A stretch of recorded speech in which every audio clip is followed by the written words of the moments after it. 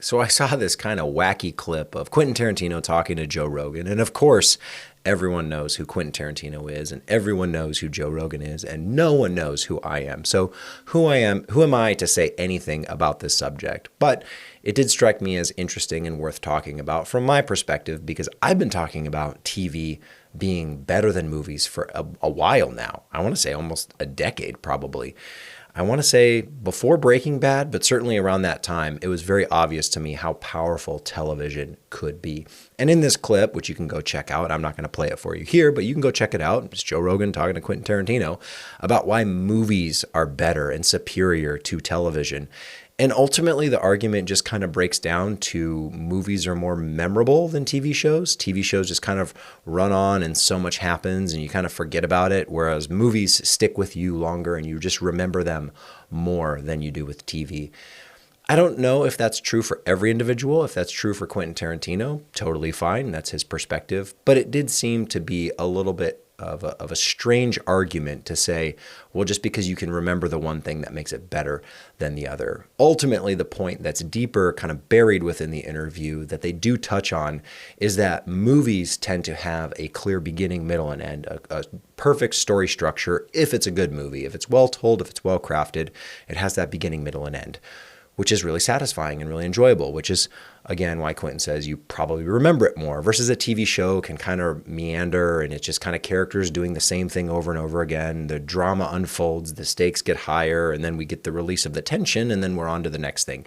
He talks about it being just like a soap opera, the never-ending story, which is one way to look at television, but in today's day and age, I think this is so strange to look at content this way and say that it's the format or the medium that you're consuming it on, because TV is arguably like, what's the difference between a TV and a movie anymore when everything is streaming? You're watching all of it at home on your television.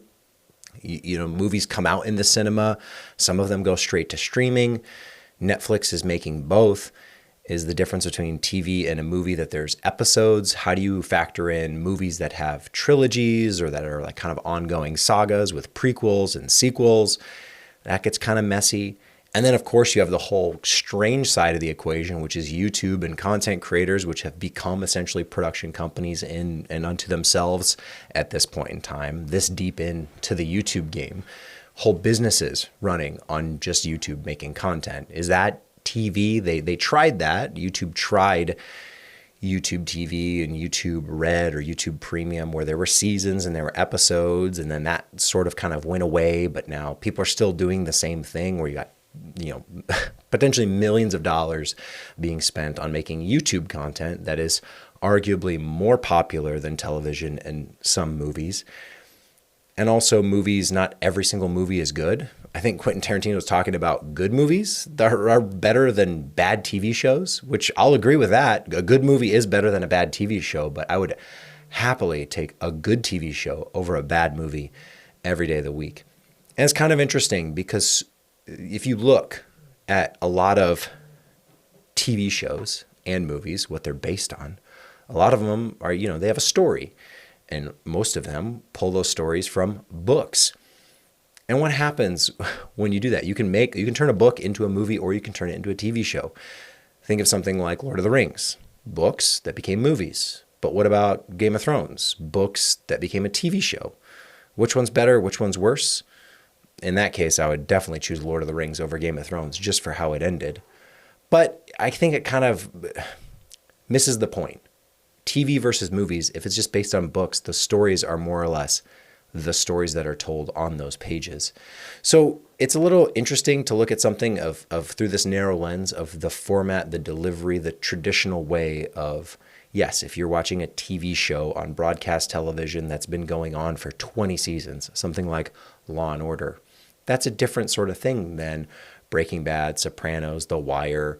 Oh gosh, what are the other favorite TV shows that people have? Ozark, I don't know, whatever your favorite, Dark, you know, whatever your favorite TV show might be. And I just think that there's still so much untapped potential for television because it's still, for whatever reason, and again, I've been talking about this for 10 years, there's so much room to make quality, compelling content when you have that much time with a character and a scenario and a story can unfold over episodes, over seasons, as opposed to trying to cram it all into 90 minutes or 2 hours. Most movies now feel kind of just like episodes of television. And I don't know if that makes sense to you, but that's kind of how I feel whenever I watch a new modern movie. Visually, and Quentin Tarantino mentions this, the TV shows now have the patina of movies. They more or less look the same. They're shot with the same cameras. They go through the same editing process, the color grading. Almost everything is the same from a production standpoint. A movie might have a slightly bigger budget to do bigger stunts or more expensive CGI, but there's plenty of TV shows spending lots on their CGI, huge budgets. And so at the end of the day, what is the difference? And it's just really the time you have to consume the content. A TV show is inherently longer, which feeds back into the point that Quentin Tarantino mentions, that they're harder to remember. They don't stick with you because there's so much of it. And I think that also has to do with how you consume it. Are you binging it all in one go? That can be a little overwhelming versus the drip feed of the week to week, month to month, year over year. Those are the stories that maybe sink in a little bit deeper and, lodge deeper in your memory. I certainly have TV shows that I've watched that are like that. Breaking Bad is my favorite TV show of all time, so that's the one I keep mentioning, which I think the best comment on this clip is the top comment, at least when I looked at it, which, I'm not taking credit. Someone else left this comment, but they said it would have been a tragedy if Breaking Bad was a movie. And I think that is the best way to sum up the point.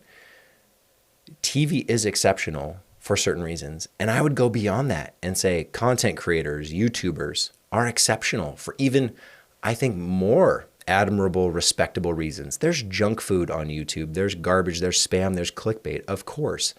But you have people making entertaining content from their home with limited budget. They don't have giant, armies of union workers and whole crews and tons of resources to throw at their content. And yet somehow, some way, you have people being creative, figuring out the medium, the format, playing, being experimental.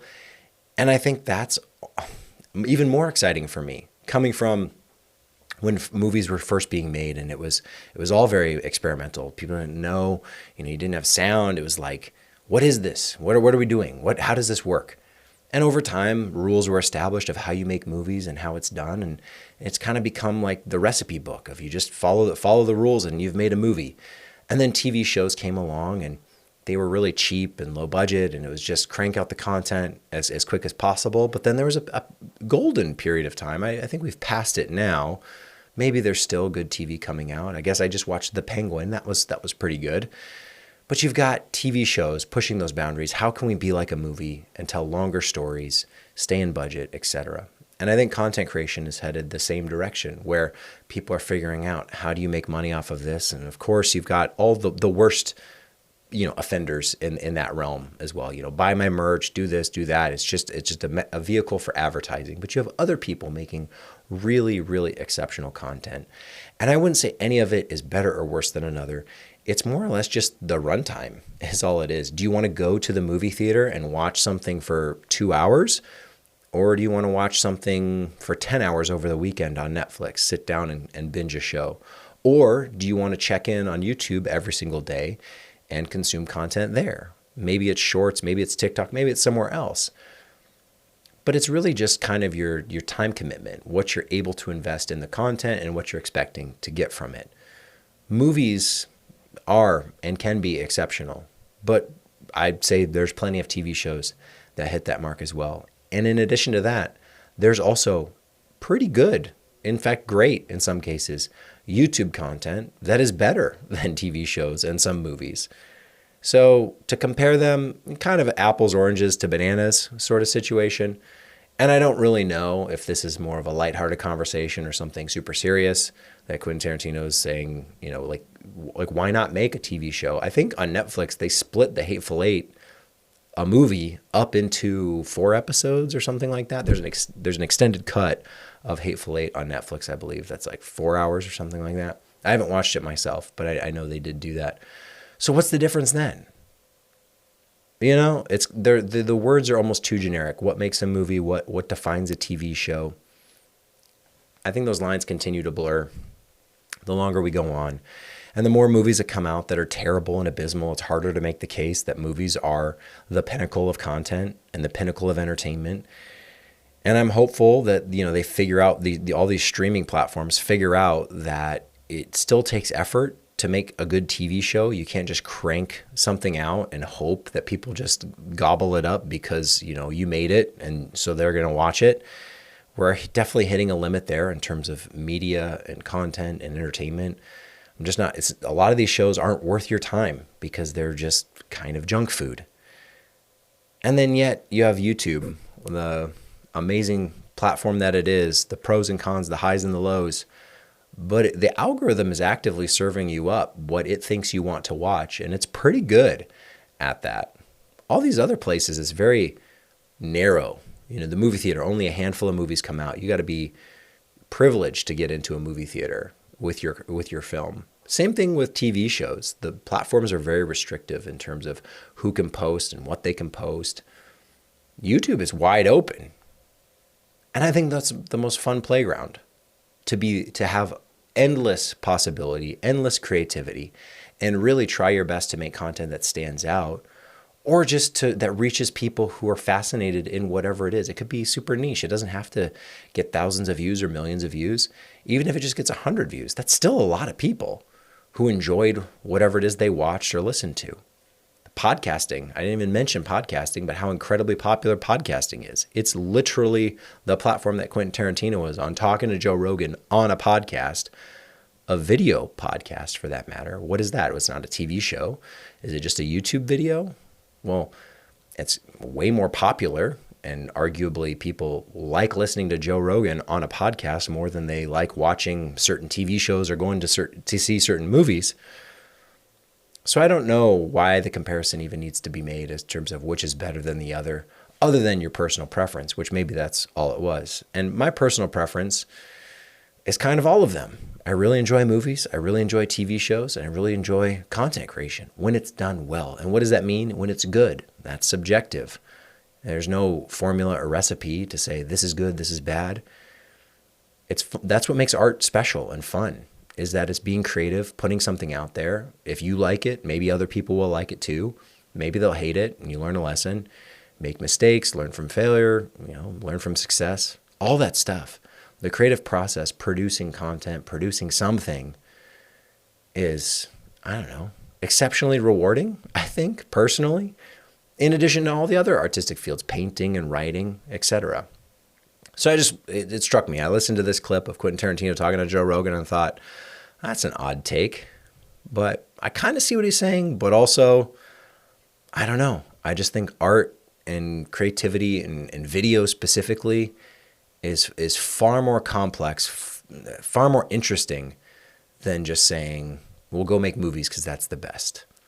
I think you could make YouTube content better than a movie, be more fulfilled, be more rewarded, potentially make more money if it's successful, but actually connect with people on a deeper level through something like YouTube, as opposed to just some generic filler fluff movie you thought was a good idea and it ended up just, being white noise in the background that no one ever sees. It's streaming, on Tubi or something, on Freevee, and it's just okay, whatever. You made a movie, good job. I don't know. Maybe I'm wrong. If you have different thoughts, I'd love to hear them. Let me know.